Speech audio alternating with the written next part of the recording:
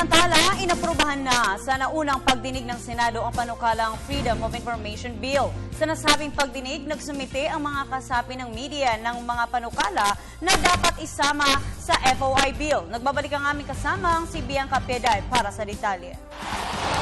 Lusot na sa unang pagdinig ng Senado sa 16th Congress ang kontrobersyal na Freedom of Information o FOI Bill. Sumite ng kanilang posisyon sa panukala ang iba't ibang grupo kabilang na ang ilang kinatawan ng kapisanan ng mga broadcaster ng Pilipinas o KBP, National Press Club at Right to Know Right Now. Naging agaw eksena pa ang political satirist na si May Paner aka Wanna Change na nagpanggap na si Janet Bariles Napoles. Sa halip naman na magsalita ito bilang miyembro ng Right to Know Right Now, ay hiniling niya na ipahayag ang kanyang saloobin bilang isang alagad ng sining. Sa pangunguna ng Senate Committee on Public Information and Mass Media na pinamumunuan ni Senador Grace Poe, sumulong na ang diskusyon sa FOI Bill.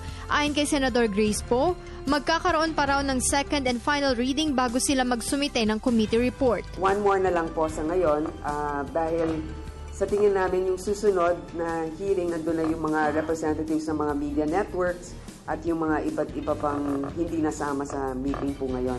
Tapos position papers kasi po hinihingan na namin sa iba. Bukod kay Senador Poe, dumating din sa pagdinig sina Senador Sani Angara at JV Ejercito na nagsabing panahon nang maipasa at maging ganap na batas ang FOI. Target ng Senado na maipasa ang FOI sa first 100 days ng kanilang matapos ito magbukas noong Hulyo o bago mag-adjourn ang sesyon ngayong Setyembre. Pag nakuha natin lahat ng mga report na yan, uupuan pa namin yung pag-aaralan para masigurado nga covered. Sa tingin ko realistically, yung September 28 break, ayokong ipangako muna yan. Pero definitely sana itong taon na ito.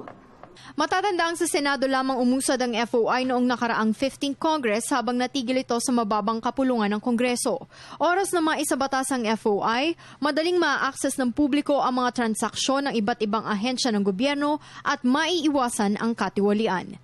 Para sa Telebisyon ng Bayan, Bianca Piedad.